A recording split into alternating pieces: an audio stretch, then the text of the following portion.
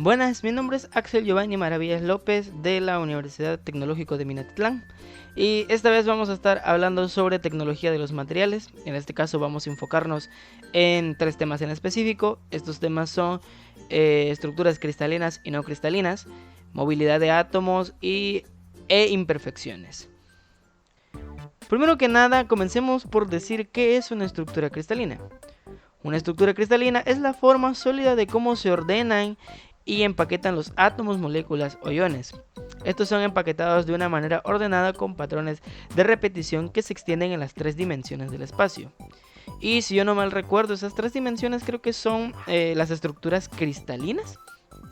Si yo no mal recuerdo, son las que se ven aquí en la imagen, esas estructuras cristalinas. Hay más, de hecho hay gran variedad de estructuras, creo que si mal no recuerdo son como 14 estructuras cristalinas que existen, pero solamente estas tres son las más ocupadas. Bueno, ¿qué tenemos aquí? Dice, cuando los materiales están en un estado líquido, sus átomos se encuentran en un movimiento aleatorio, no guardan posiciones fijas. Cuando los materiales se solidifican al ser enfriados, el movimiento atómico cesa. En dicho estado, los átomos pueden adquirir un ordenamiento definido tridimensional, y esto es a lo que se le conoce como una estructura cristalina. O sea, hace que forman un cristal, algo frágil, por así decirlo. Aunque no siempre los materiales, ¿cómo se llama?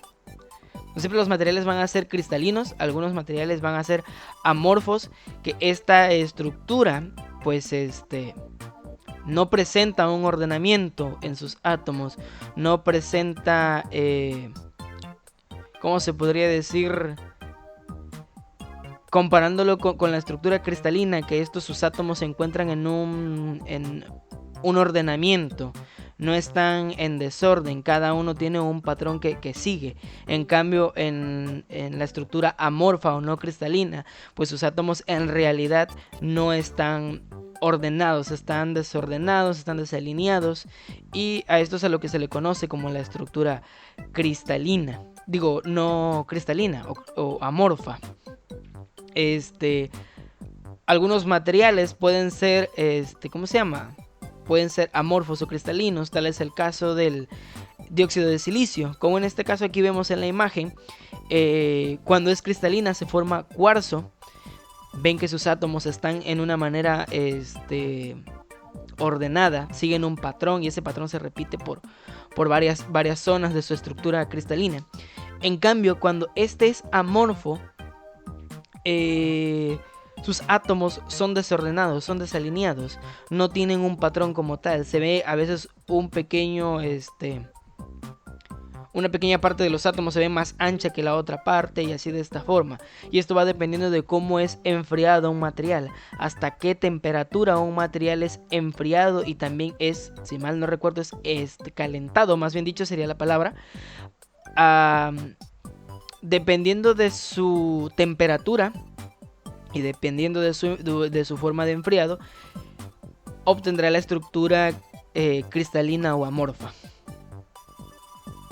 Ahora vamos a hablar un poquito de los arreglos cristalinos. Como les mencioné hace rato, existen 14 tipos de estructuras cristalinas que van diferenciándose en formas geométricas y así.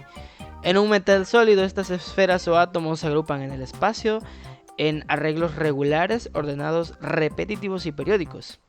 Estos forman estructuras tridimensionales. Un grupo de átomos puede ordenarse para formar planos que poseen distintos arreglos geométricos. Los sólidos cristalinos pueden adoptar alguna de las 14 estructuras posibles. Afortunadamente, salvo en algunos casos, ¿cómo se llama?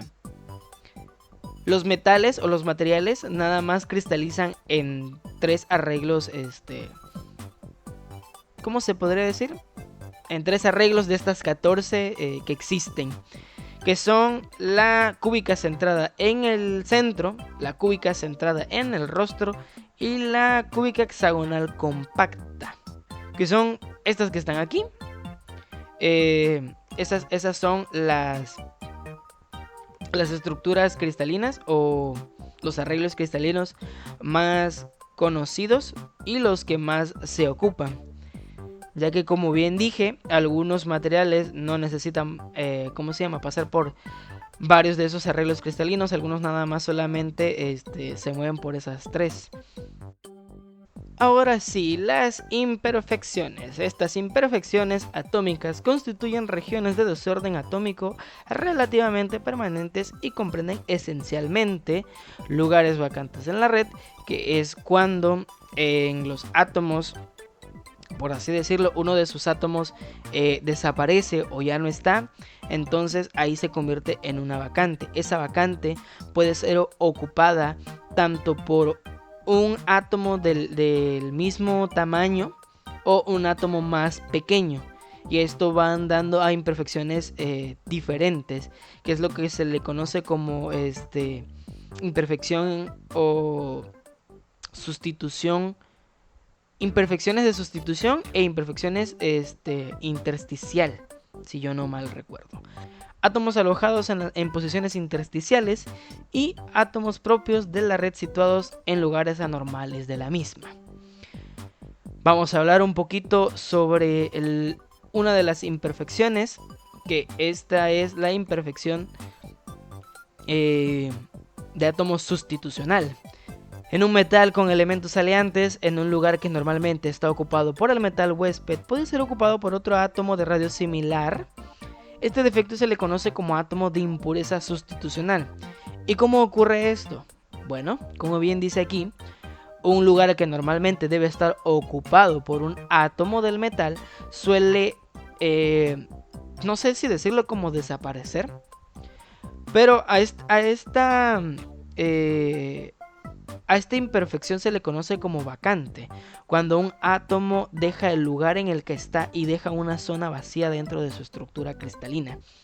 Entonces, a eso se le conoce como vacante, pero esta vacante bien puede ser sustituida, así como dice el nombre de esta impureza, sustituida por un átomo de radio atómico similar o un átomo de radio no sé si más grande o más chico, que igual da como resultado a un átomo de impureza sustitucional y a un átomo de impureza intersticial. En este caso, el átomo de impureza sustitucional tiene que ser un átomo que sea del mismo tamaño al átomo que dejó el lugar de la vacante. Ahora vamos a hablar sobre el átomo de impureza intersticial. Cuando los átomos de impureza son considerablemente más pequeños que los átomos del metal huésped, pueden alojarse en los huecos intersticios de la red cristalina. A esto se le llama como átomos de impureza intersticial. Ahora, hablando un poquito sobre movilidad atómica, bueno, esto se le conoce como difusión, que básicamente es el movimiento de los átomos de un material. Los átomos se mueven de una manera predecible, tratando de eliminar diferencias de concentración y producir una composición homogénea o uniforme. La capacidad de los átomos y de las imperfecciones para difundirse aumentan conforme se aumenta la temperatura, o también cuando los átomos incrementan su energía térmica. Básicamente esa es la movilidad atómica. ¿Que para qué nos sirven? Bueno, pues estas nos sirven para el tratamiento de los temas y la solidificación de estas. Y estos mismos se aplican las imperfecciones que hablamos en el tema anterior. Las imperfecciones por vacante, cuando hay un espacio vacío entre los átomos. La sustitucional, cuando un átomo de radio similar es puesto en una vacancia. O la intersticial, cuando el átomo es más pequeño que el átomo metal huésped. Estos se alojan en la red cristalina de la misma, lo que hablamos hace un momento. Normalmente los procesos de difusión están sujetos a la ley de Fick. La membrana permeable puede permitir el paso de las partículas y disolvente siempre a favor de la gradiente de concentración. Bien, esto ha sido todo por el tema de hoy sobre las estructuras cristalinas, sobre la materia de tecnología de los materiales. Esta ha sido una exposición por parte de mi escuela, la Universidad Tecnológica de Minatitlán.